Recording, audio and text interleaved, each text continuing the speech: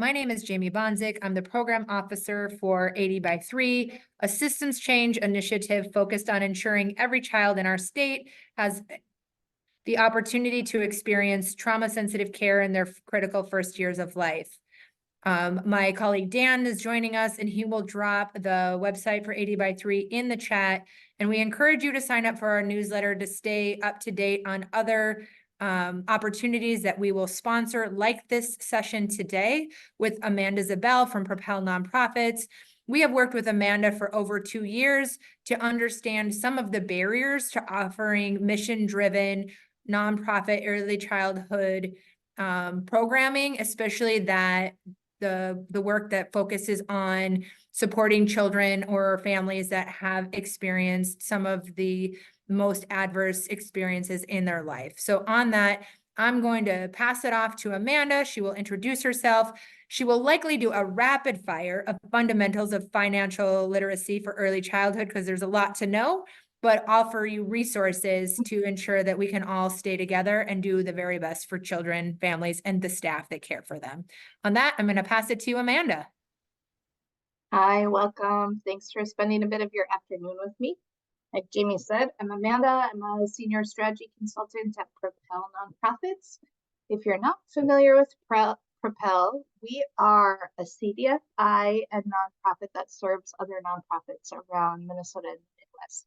We do that with accounting and finance support.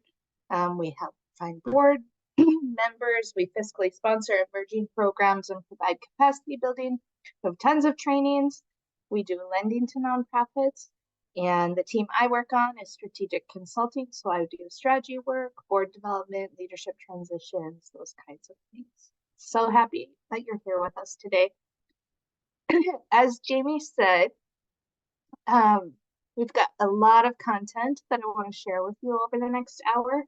And it is me coming at you kind of hard and fast. Please feel free to take notes and follow up with me with any questions that you have, or if there are things you want to talk about. I'm also going to point you to some other trainings coming up. So if there's any specific aspect of what I'm talking about today where you're like, I really think I need to know more about that, or I need more support, reach out. We probably have trainings and we have accountants who can also help with that. My goal for you today is to build some of your confidence and comfort as it relates to nonprofit finance in your sector. So we're going to cover what are some of the roles and responsibilities and how you might break that up between your staff, your board, and finance professionals that you might be working with. We're going to talk a little bit about the business model, and I'm going to go through the components of that to help you kind of get a feel for what your own business model is and begin to recognize where you have levers for financial strategy and change. I'm going to talk a little bit about understanding your true program costs. So knowing what it actually costs to deliver your program to families and children. I'm going to quickly go through financial reporting in your organization. We'll talk a little bit about what a good budgeting process is. We'll talk a little bit about some tips and strategies for managing your cash flow. Now that's a lot. Normally we do the fundamentals course in 3 hours, and we also have individual trainings for the true program costs, budgeting and cash flow coming up. At Propel, we have a couple of 3-hour trainings, and we have a couple of webinars coming up that I'll point you to at the end for those specific topics. So basically, when it comes to nonprofit finances, you need the following things. You need to have good information. So what you put into your systems is what you get out, and you need to be able to understand that information and your financial reporting. You need to know what to do with the information, so how to use that in your decision making and your planning. And then you need to know who's doing what. So what are the roles and responsibilities around your financial well-being as an organization? When we talk about sustainability, for me, one of the first things is to understand what your business model is. So one of the things Jamie and I have talked about a lot over the last 2 years is that nonprofits in the early childhood space have some of the most complex business models with a lot of moving parts. So I'm going to go through the basics of what makes up a business model. And I just want you to be thinking about, okay, what does this look like in my organization? And what are the things that are more stable, less stable? Where are the moving parts? So your business model is basically the makeup of how you get money into your organization, how money goes out of your organization, how you manage it while it's with you to do your work. Sometimes your business model needs to be changed, and we're not going to get too much into change, but I think understanding the basics of components that go into your business model can help you think like, where would we need to give some attention? And some of the questions are, if something's really working well, we might need to fund that more or develop additional ways of funding that, or do a trade-off with something that's not working as well. It might just need refining. So you might find that it's just inefficient the way you're managing things internally. You might need to prepare for upcoming changes. These can be positive or negative. So as we watch legislation, as we watch the economy, as we watch sort of external factors, we need to be aware of how those things are going to affect the ways money flow in and out of our organizations. And then sometimes it's just time to do an overhaul. Maybe you're changing your programming, maybe you're changing your staff structure, and you need a different model to fund that. When I talk about your business model, I'm basically talking about these 4 things and how they work together. So your program costs, that's how money is going out of your organization. Your revenue mix, that's how all the ways money is coming in. And so for you all, you're probably managing a bunch of different sources of income that we're going to talk about in the next few slides here. But basically, you have those 2 things, and then you have your capital structure, which would be any hard property you have, like real estate, any investments that you have, basically any assets that you can utilize to meet your mission if needed. Maybe you have reserves. And then what infrastructure do you have in place to support moving money into and out of the organization? Do you have the right financial policies and procedures? Do you have the right staffing or contract folks to help you with accounting? Those types of things. So recap, revenue mix, all the ways money is coming into your organization. Program costs, all the ways money is going out. Infrastructure, how are you managing it? What's your internal capacity for that? And then your capital structure. Do you have hard assets, cash, buildings, things that you can leverage to grow or shore up your organization? Ooh la la. So most nonprofits are pretty reliant on 2 to 3 different revenue sources. There are a bunch of different kinds of revenue, but for our purposes, we're probably going to be talking primarily about government grants, contracts, independent grants, and then earned income strategies. So the benefit of having government contracts or grants is that there's some reliability there over time. Although it seems like every time the state or federal budget is up for negotiation, we're sort of waiting in the wings to see what happens for early childhood. So this is a part where it's really important for us to have our eyes on policy and political change, and to be as involved in that as you can in terms of advocating for the sector. It's also really helpful to understand the compliance things that are in place when it comes to federal, state, county grants or contracts. They oftentimes require a level of tracking and compliance that's a little higher than other sources of income. I'm going to skip the individual because this would be like an individual donor. It's not something I see a lot of in your sector, but basically this would be individual giving. Program services and earned revenue is probably one of the largest chunks of your income sources. So this is fee for service, right? This is families paying weekly or bi-weekly for childcare. It's great. It's really functional as long as family situations never change and as long as the economy never changes. So you have one of the most kind of like highly fluctuating ways of bringing money into your organizations. So that means we want to be using tools like cost comparison. We want to be using tools like scenario planning. And we want to always be looking 6 to 8 months out and having a pretty significant reserve, if at all possible. I know it's very hard to get there, but it's because rapid change in the environment around us can have a really, really big impact on earned revenue, particularly in your sector. So important to really be consistently delivering for your clients and always kind of thinking about how are you continuing to recruit people into your service, into accessing your services so that you have that steady stream as individual family situations change. Grant revenue. This says highly volatile. I think what we know is it's very based on the whims of our funders. There are funders who focus their efforts primarily in the early childhood sector, but it does require a bunch of work to kind of continuously access these dollars. They might make up part of what you do, they also might not.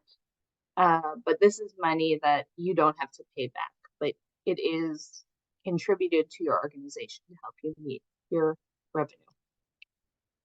Now, when I was talking about capital, I just want to be sure we're all on the same page. This is really your money plus any hard assets. So if you have a small bus or a van, or if you have a building or a portion of your home, like whatever you own that can be leveraged to keep your program up and going, is what we would refer to as your capital. All right, I'm going to pause there. We have a reasonably small group, so I'll just ask, are there any questions about business model before we jump into program costs? Okay, great. So why would we want to talk about true program costs? And anyway, like what is true program cost? True program cost is Propel's way of saying all the things that it takes to get your programming delivered. So this would include direct programming costs. It also includes indirect costs and what we might traditionally call overhead, and the ways in which we need to build that into how we understand the costs of operating so that we're not selling ourselves short. And I'll give you a couple examples of that. So we want to make sure we're covering our costs as a program. We want to make sure we have really good assumptions and that we're understanding this so that when we're developing programs and organizational budgets, we're working off as close to possible as real numbers. We need to adjust our assumptions when things are not self-supporting and understand how the pieces of our programming might fit together to support the financial well-being overall. We want to be thinking about what is the kind of return on investment. So as you're putting time in, are you getting what you need to back out in terms of the development work that you're doing? You want to be able to clearly communicate what your financial needs are, and you want to be able to comply with any required reporting in this respect. So as we talk about true program costs, here's an example. The county contract pays for $200 for 1 day of service for one client. How much does it cost to provide that service? Now the answer, the trick is we don't have a correct answer. It could be any of these amounts, right? So ideally you're in the 180 to 200 range and you're getting all of your costs covered, but generally we know it's actually costs more than what you're probably being reimbursed for to deliver programming. So you're likely more kind of in the 240 range, or you might not even have a clear understanding yet.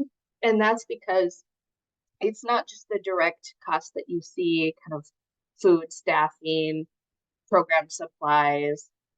Like, yes, those are all costs involved in your programming, but there are other costs as well, right? There's insurance, there's kind of all the organizational services, there's this time of year getting your taxes done, all these kinds of things that are hidden costs to actually being a program and delivering services.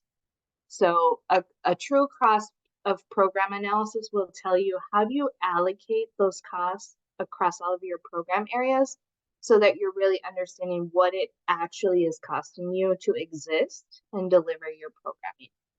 So here's an example of that. Comparing program A and program B along with general admin.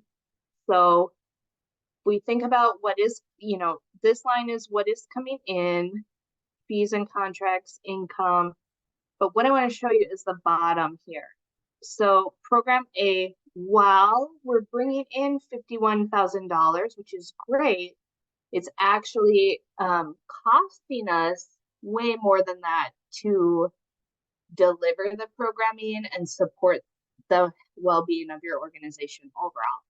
So when we break out the direct and indirect costs and the admin costs and the rent and all of those things, what we're really looking at is a total expense of $63,000.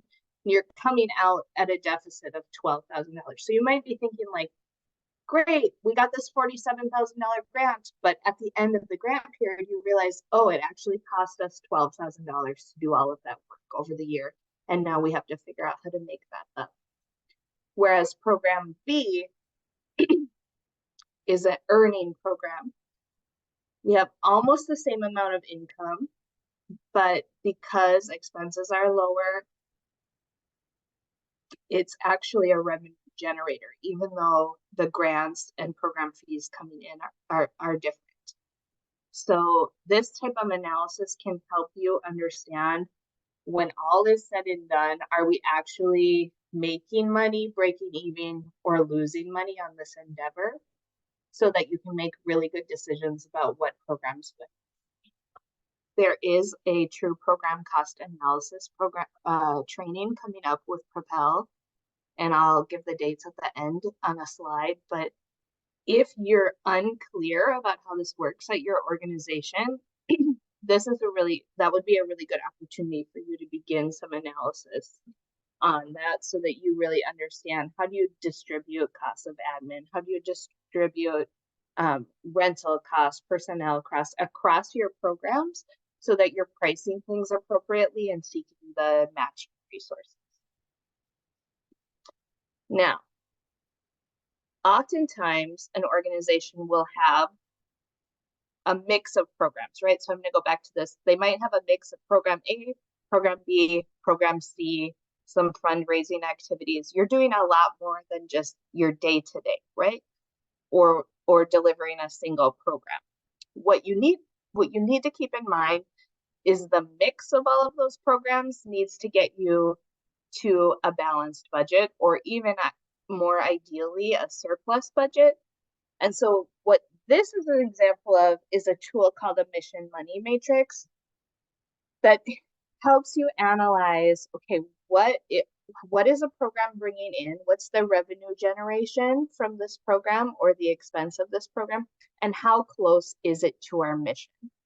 So program A in this chart is really high mission, but really low on financial sustainability. It's not paying for itself. Program D is not paying for itself, and it doesn't have great mission impact. Program C has a really high mission impact, and both program C and B are paying for themselves. And then you'll see on the bottom, the annual gala, while it might not be totally tied to the mission, it helps with financial sustainability. So what you can do is, once you know your true program costs, is you can kind of plot them on this chart to see how those things fit together in terms of your financial strategy. And sometimes what you're going to need to do is invest in programs B and C in order to subsidize program A. Sometimes what you're going to need to do is say, oh, program D, like, this is something we've been doing, but it's not really about our mission and it's not really self-sustaining, it might be time to rethink whether or not we need to continue doing that program. So this is the kind of thing that, along with your business model, you want to be understanding is how do programs fit together for financial well-being for your organization? And one way to approach that is to understand the true program costs and then plot them on a tool like this mission motivation. This is also something I'd be happy to work with you on offline if you want to grab my email or phone number from the chat. So when we're thinking about true program costs, I've mentioned a couple of times there are direct expenses and indirect expenses. The direct expenses are the expenses required for that program, oftentimes exclusively for that program. So think supplies for a specific classroom, teachers for a specific classroom.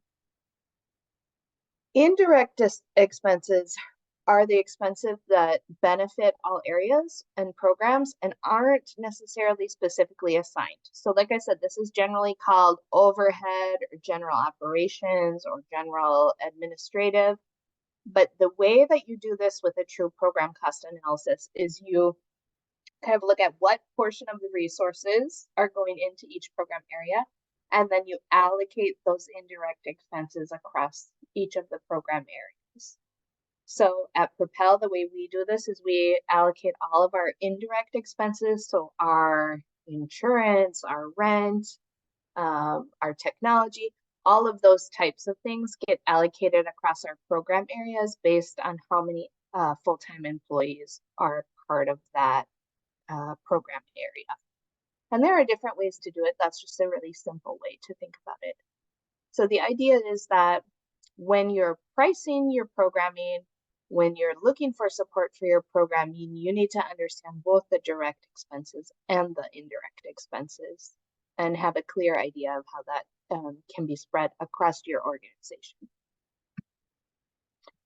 Any questions with true program costs or anything I've mentioned so far before we jump into the next flyby topic? So check the chat quick.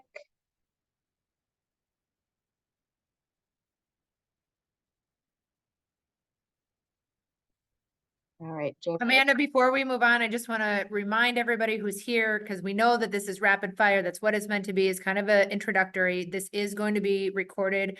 Our hope is actually that we'll be able to figure out how to get it onto our YouTube channel. So if you're watching this as the playback, we figured out how to do it well, but we will try to get this to everybody who is here, knowing that, again, this is heavy information and so critically important for us to be able to meet our mission of supporting young children and their families and meeting the needs of our staff while doing that. So passing it back to you, Amanda. Great. I'm going to move into talking just about what roles and responsibilities around finance can look like in your organization. And there is a worksheet on one of these slides. So when the slides come out, I would suggest going through that worksheet to kind of analyze where you have current roles lying. So it's really important in terms of financial health for the board and staff to be partners. The board has the job of setting the goals and strategy, maintaining appropriate oversight and governance, having good policies in place. It's also the board's responsibility to make sure that there's adequate staffing, which I think might be a surprise to some of our board members. They also approve the annual budget, and it's their job to both kind of understand the assumptions, but also understand the risks associated with that and be making decisions at that 30,000 viewpoint for the organization. When it comes to the staff's role in finances, primarily responsible for preparing and planning. So preparing documents, doing budget planning, those kinds of things. It's also the responsibility to comply with the board direction and decisions and follow policies that have been developed. At times, you might also be asked to develop your own procedures and practices for how money moves through your organization in ways that is both transparent and in compliance. You also have the responsibility to be providing the board with accurate and adequate information. And I would add timely to this. So it's really important that boards are looking at kind of the most up-to-date financial information that you can give them. It's also your role to monitor progress and make decisions within the framework that the board has set out. So the board is sort of setting out the vision and the boundaries and the policies, and if the staff is executing, reporting back to the board, generally through the executive director or CEO president. There are legal and operational responsibilities for each group of these folks. So you have your board, you also probably have a treasurer, maybe a finance committee, you have a ED, then you have your staff, and oftentimes you'll also have outside advisors or accountants that you're working with. So each one of these groups has different levels of legal and operational responsibilities. And this can look different across different organizations. So this is the worksheet that I'm going to encourage you to kind of circle back to and think about. Who is responsible for determining mission and your strategic plan? Generally, that should be your board. Setting program goals and priorities, that's generally a staff responsibility. Deciding on budget priorities, again, that should be in alignment with your strategic plan and therefore is kind of a partnership between staff and board. The board has to approve the budget, but generally the staff is creating the budget based on what they know on the ground. Usually invoices, contracts, paying bills, all of those things land with the staff. Oftentimes you'll have policies that say, you know, ED can approve expenses up to 5,000, anything but after that has to be approved by the board, things like that. When it comes to bank accounts, the board has to be included in the opening of any bank account, and your treasurer should be on that account.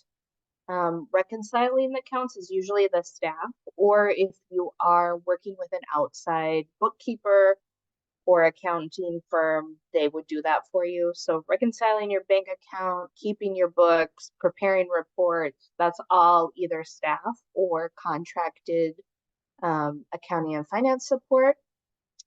When it comes to reviewing and analyzing the finance reports, that's a shared responsibility, as well as bringing attention to financial problems. Resolving the financial shortfall, if there is one, definitely a shared responsibility. And then when it comes to these last two, for an audit if you need it, and then any HR compliance or state reporting, those are actually legally under the purview of the board. Now, many times staff will be involved in preparing those reports, but it's ultimately the board's job to make sure they're being filed. So I would encourage you to take this and think through in your organization, what does this look like and who has responsibility for each of these areas?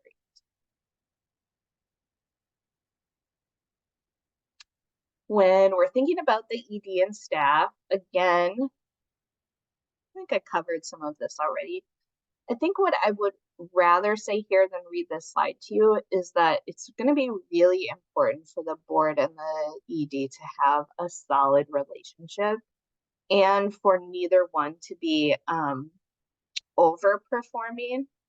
So the ED generally your purview is the day-to-day operations of the organization and executing on the decisions and framework and strategy that the board is setting forth.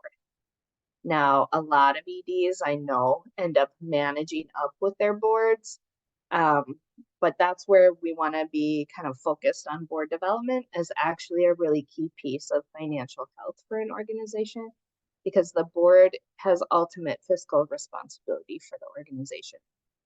So if you feel like you as a staff person are over functioning and the board is under functioning, let's talk about that. They may not feel equipped, or they might need different kinds of information, or they might just need to be developed. But we really want board and staff to be acting as solid partners on financial decisions. All right. In order to do that, both staff and the board need to have really good information. So if you remember all the way back at the beginning, one of the things I talked about was, what do you need? You need to start with really great information. And your ability to make good financial decisions is directly related to the quality of the financial information you're getting and also your ability to understand it.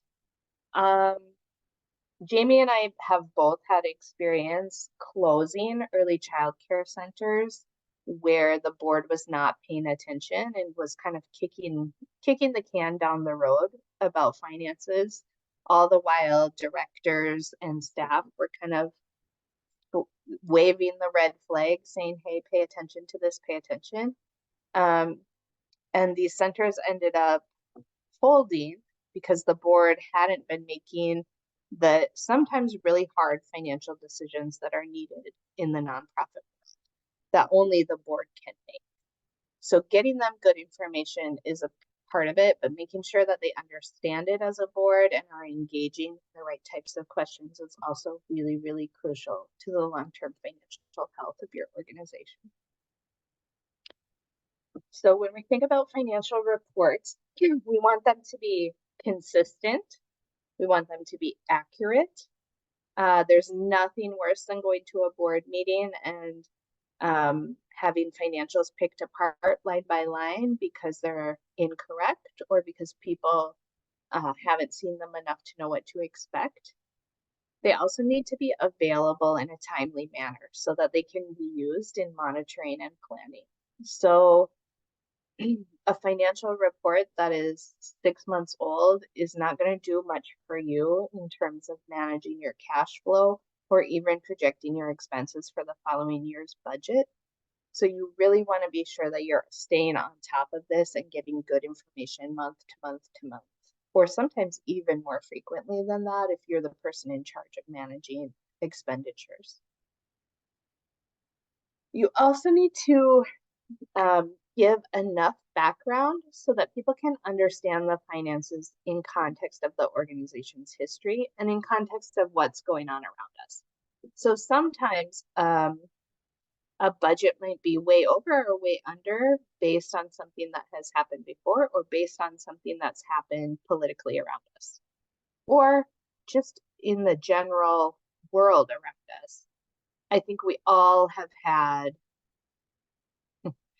have all had several years of contextual factors keeping us on our toes with COVID and the recovery period of just every time something changed in the external environment, it was shifting, at least in this sector, it was shifting our business models, it was shifting our staffing models, it was taking us closer or further away from being able to meet our mission. So all of the information that we look at organizationally needs to be put in that context of where have you been and what's happening around you? What's the water that you're swimming in? It also has to be understood in relationship to the program activities. And when I talk about that, I'm thinking about that chart I showed you earlier where you can compare the importance to mission versus the financial sustainability of a program. So having that understanding of how your mix of programs fit together to pay for the whole is really important for a board to know as they're looking at financial reports, because they might see that there is one program area that consistently runs a deficit, but that might be just fine because it's being made up with a fundraising activity or it's made up through another program area that's a strong earner. And even though this program area that isn't self-sustaining, maybe that program is not self-sustaining, but if it's key to meeting your mission, then it's important to continue to subsidize it. So the board needs to have enough context so that when they're looking at these balance sheets, statements of financial position, budgets, when they're looking at all those documents, they know how to make sense of what does that mean in the real world. So your key financial reports. obviously a budget. Now, it is super crucial that you have your budget in place before your fiscal year begins. If you're a January 1 fiscal year, you want to have your budget approved in December at the latest. If you're a July 1, you want to be approving it in May or June. You just want to be able to hit the ground running and have that in place before the year starts. Monthly or quarterly financial reports. You're going to be looking at an income statement, so what's coming in and going out of the organization, a comparison of your income to expenses on budget variance. So what did you budget for the first quarter versus what did you spend in the first quarter, and how close were your budget projections? You'll also want to be looking at a balance sheet again to just think about like what is the overall financial health. What do we have in terms of assets? What do we have in terms of liabilities? I'm going to give you more information about each of these as we go forward here. Now, probably the most useful for you as a manager or a ED is to have regular cash flow projections so that you can predict what's going to be coming in and going out as cash, and you can avoid any shortfalls and plan for that ahead of time. You can also plan big expenses related to when you know money is going to be in the account. If you are earning more than $750,000 of receipts in a year, then you need to have an audit, and it's the board's job to hire an auditor and review audited results. But the staff generally has a lot of work to do in preparing things and finding things for an auditor in that case. Then finally, you need to file your required reports, including your 990, including making sure you're paying employee taxes, making sure you're registering annually with the Attorney General and the Secretary of State. All right, let's talk about the income statement. So basically the income statement is going to show the net change in your assets over the last period of time. It's also known as a statement of activities. It shows what has come in terms of income and what has gone out in terms of expenses. So it's a basic overall summary of the activity that's happened in the period of time that you're looking at. What you're ideally looking for is a surplus or a positive number in the change of your assets. If you have a deficit there or a loss, that's something that the board's going to want to pay attention to. In terms of categories, you'll probably see income looking like earned income for you all, reimbursements for contracts or grants, and maybe some contributed income depending what your fundraising activities look like. But it's most likely going to be income from earned income or income from grants and contracts. And then your expense categories, you'll have operating expense, program expense, personnel expense. And ideally, like I said, with a true program cost, you're going to spread the other expenses through your program year. One thing I just want to flag for you is that not all of the income that you get is necessarily the same. So some income, if it's coming from a donor, may have restrictions on it. So it might be released over a period of time, or it might be a situation where it's only usable for a certain activity. So you do have to note on your financials what is restricted and what is unrestricted, and be able to keep those two categories of income separate. Your statement of financial position or your balance sheet is where we're showing kind of what do you own or what is due to you and what do you owe other people. So the net worth or the net asset at the end is going to be your assets minus your liabilities equals your net assets.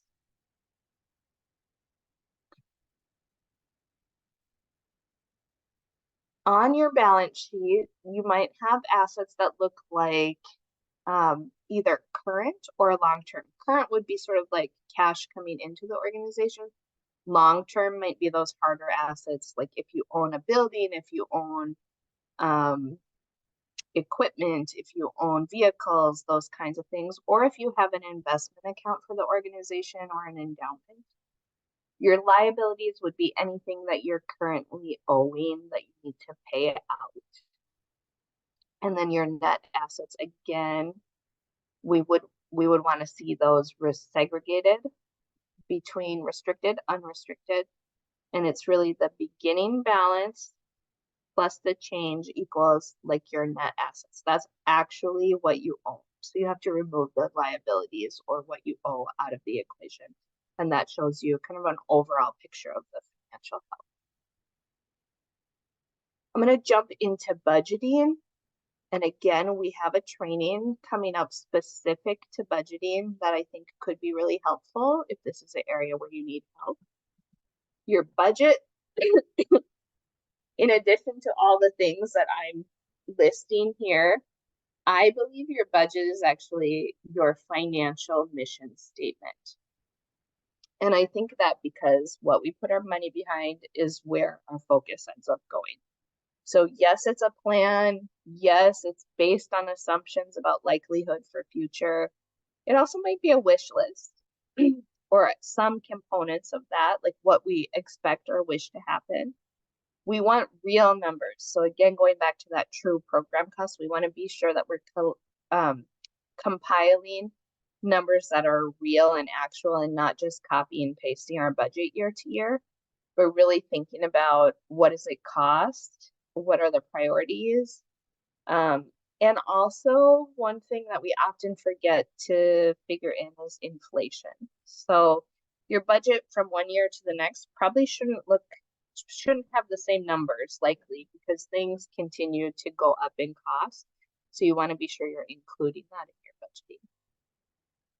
You also want to explicitly spell out the assumptions that you're making. So if your budget is based on having 100 kids in your program, then you want to really clearly spell that out, because if you end up with only 65 kids in your program, you're going to need to revise your budget as the year goes along. I think this is probably the best description of a budget is your best guess and your working draft for your future financial income and expenditures.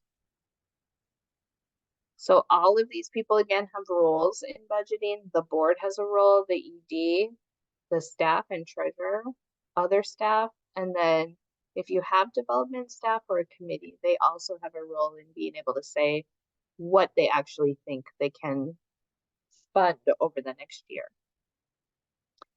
There are different types of budgets, and you'll see kind of starting at the bottom, these budgets all feed into the organizational budget. So if we just take that first column, you might have, for any given program, you might have a contract budget with a contractor. Let's say you're bringing in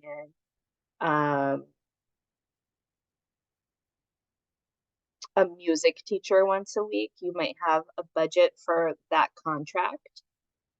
Let's say the grant that you have a grant that's paying for that grant will have its own budget that gets rolled up in, and that all gets rolled up into that particular program budget, which then that program budget married with the other program budgets and your admin roll up into your organizational budget. So this, I think what this graphic is trying to show, what I'm trying to show with it, is that budgeting has to start as close to the children and families as possible and work up. And that requires backing up your budget process with enough time to talk with folks who are on the front line to say, what do you really need to get the work done? And building your budget upwards from there versus someone at the top of this chart creating an organizational budget that then flows downwards. That requires, again, being really clear about the timeline and goals for the budgeting process. So the upcoming training that we have coming up, I believe it's a webinar that's an hour long. It goes through how do you work through each of these 10 steps. So how do you figure out the appropriate timeline for your organization? How do you come to agreement on goals with staff and board?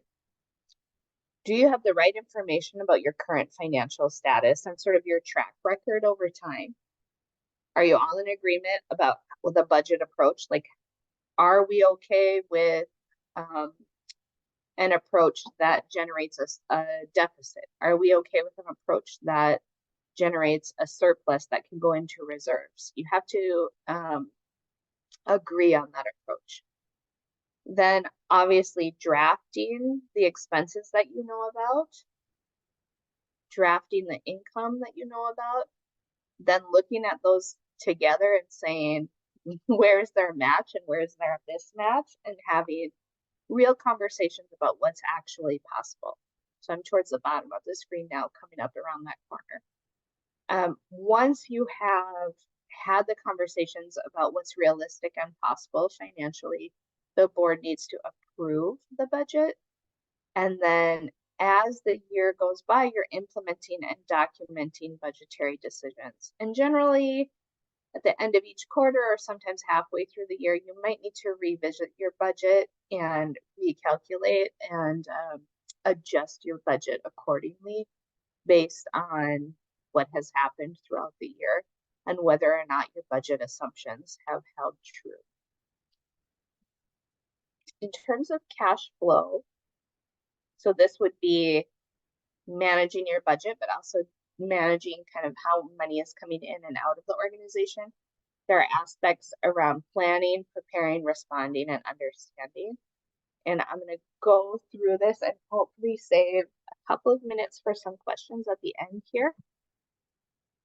Some reasons that you might have a low or negative cash flow. So this means like you're in the hole.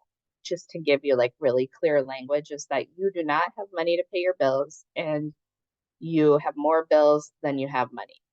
Sometimes this happens because of the timing of reimbursements, disbursements of grant money, receipts when people are paying their bills. It also might be due to a change in your revenue sources or the structure. You might have trouble collecting. I'm imagining in such a fee for service-based industry, this is a big one. You also might just have expenses that have exceeded your revenues. So you might have had an unexpected need for something where you just needed, you needed to pay it. I'm thinking about my housing association here and how they had a deficit because they absolutely had to get a new roof unexpectedly for the building. And so when that occurs, you have to come up with a plan then to kind of build back out of that.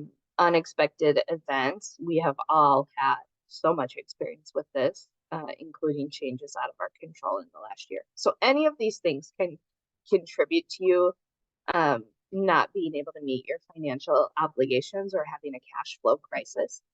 I will say, if you find yourself in this situation or you look through in your planning, you say, oh my gosh, in June and July, we're not going to be able to cover all of our expenses because we're not getting reimbursed or we're not having enough income to do that until the end of September. There are things like a line of credit or short-term loans. We do them at Propel. This isn't an advertisement for that, but I do want you to know that those things are out there so that you don't get in that situation and be like, immediately the first thing you think is like, we have to shutter the doors or close down. No, there are financial tools like a line of credit to help you get through those crunches in your cash flow. So please, if you get in that situation, get some advice and help because it might just be needing to get through that valley till when you're reimbursed or when you have additional income coming in. And we want to be sure that you're utilizing access to capital and tools to keep your doors open and to keep your programs running. So let's say your goal is to avoid that situation, which I'm guessing it probably is. What information do you need? You need a great annual budget that's well thought out. You need to understand what your budget assumptions were, and then you need to understand your development and revenue plans. So going back all the way to the beginning of what I talked about, you got to understand how your business model works, how money comes in, how money goes out, and what you understood to be true when you set your budget. So maybe you understood it to be true that you needed 10 staff people, but what was actually true in the real world was that you needed 14. That's a big change in your budget assumptions. So making sure that you have all this information is going to help you understand how to limit those cash flow crunches. Things that you can do to help you manage those things. Build relationships with your contract managers. If you have donors or program officers, same thing there. A lot of times they'll work with you or try to push things through faster for you if they know it's going to cause you a financial crunch. You also want to be able to look back over time and analyze your cycles and your contracts and the timing of things like fundraising events or the timing of when program expenses are coming in, when money is coming in, so that you can kind of get an idea for when your peaks and valleys are going to be, and then plan your spending based on those. You also want to review your invoicing collection and both your systems and practices here. So I work in a fee-for-service department at Propel, and we were having a hard time collecting on a lot of the ends of our contracts. And instead of just sort of writing that off and saying, well, this is just how it is, we went back and sort of reviewed our invoicing system and our collection system.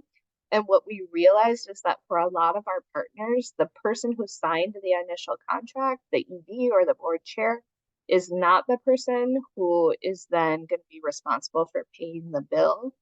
So our invoices were going sometimes to somebody who is no longer at the organization. Sometimes the invoice was going to the person who signed the contract, who may have been the board chair, but wasn't getting to the person who actually pays the bill, who might be your treasurer or your accountant or the person in charge of financials for your organization. So what we did, we changed our contract to have 2 contacts, one person who's signing the contract, one person who's listed as the billing contact. And I'll say we have had only 2 clients this entire year who haven't paid on time because they actually have the information they needed to be able to do it. So that's an example of how reviewing your systems and maybe just trying to figure out where those issues might be and mitigating them can be really helpful. You also might consider discounting for early payment, or you also might need to reevaluate what your pricing is. Is your pricing too low? Is your pricing too high? Is your pricing based off your true program cost, or are you selling yourself short? All those kinds of things. You want to be planning for those seasons again, so those peaks and valleys. You also want to consider the timing of payroll and benefit items. At Propel, I'll say we changed our PTO policy to not carry as much over. We had a number of employees who were carrying quite a high number of hours over each year, and that was showing up as a deficit on our books. And so we changed the policy saying people need to actually use that PTO and can only carry over a smaller amount, which then significantly decreases the liabilities that the organization has. So there are things like that that you can look at, consider, that can help you with your cash flow over time. You also want to think about those folks that you owe money to, how you might negotiate with them to have installment payments or request longer payment terms, or plan those payments for your peak times of income through the year. And then in terms of just repairs or discretionary funding, again, understanding those cycles helps you better understand when you're going to have the money available to do those extra things. If you have a reserve, which I strongly encourage you to work towards building. You can use that as a kind of internal line of credit to cover the low times. You can also use other internal funds if you have them. What you can't use is those funds that are designated funds or restricted funds. You can also, like I said, use a bridge loan or a bank line of credit to get you through those low times. What I'll say about reserves is that I would encourage you every year to be planning for a little bit of surplus in your budget and be setting that aside for reserves so that should something happen, you have a little bit of money to get you through. I know it feels nearly impossible. The only way to do it is to just dive in and do it. Even if it's, you know, $5,000 a year or something. But building those reserves over time is really, really smart.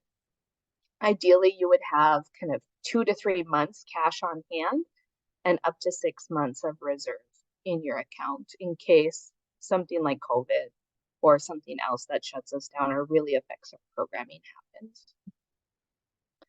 So planning early and often, being really clear about a thorough budget preparation and process, having quality financial reporting and analysis, understanding your budget and cash flow assumptions and how you can leverage things if things change are all really important.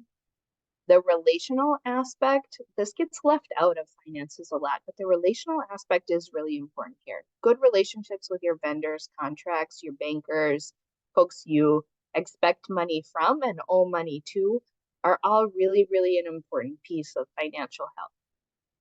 You also want to be sure that you're following the laws so that you're not getting yourself into unnecessary fines or financial trouble there. You want to be sure you're in compliance with your funding regulations. And like I said, for you all, you might have state, federal, county grants that have really strong compliance requirements. So making sure your financial systems are set up for that. Again, I said this already, obtaining a surplus at the end of each budget year, and then using tools like your internal cash reserve or a line of credit over time when you're in a low period can be really helpful. We're almost at time. Here are a couple of the things coming up that I mentioned. These can all be found on the Propel website. We can also send a link out with the materials after today. You'll get this full PowerPoint, but we have true program costs coming up in May. We have budgeting coming up in May, and then we have a longer full budgeting process training happening in July. We also periodically have something at Propel called a financial leadership cohort. We're in the midst of running them right now, but about twice a year, we look for people who are just looking to build their financial skills, and it's cohort based, and you use all your financial information from your organization to do your learning, so you come out with great plans and great understanding of your own situation. So keep an eye open for that. And also be sure you're checking the 80x3 website because we share a lot of these kinds of resources there. So thank you for spending your lunch hour with me. It was so much that was a lot of information. So I welcome you to follow up with me. If there's anything you want to talk more about that I raised today, feel free to reach out. We also have finance and consulting folks on the staff at Propel who this is like everything they do day to day. And so if you'd like to connect with them, I'm happy to connect you with one of those guys too. But yeah, feel free to reach out to me with anything you think I could be helpful with. And if I am not the person who can help you, I'll find you somebody who can. So thanks again. I'm going to toss it back to Jamie to close us out.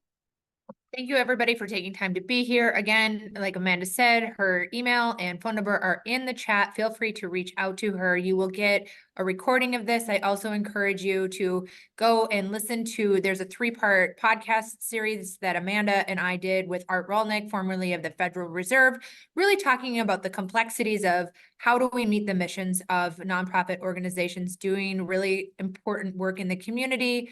And again, thank you for your time today. And we hope to see you soon. Take care.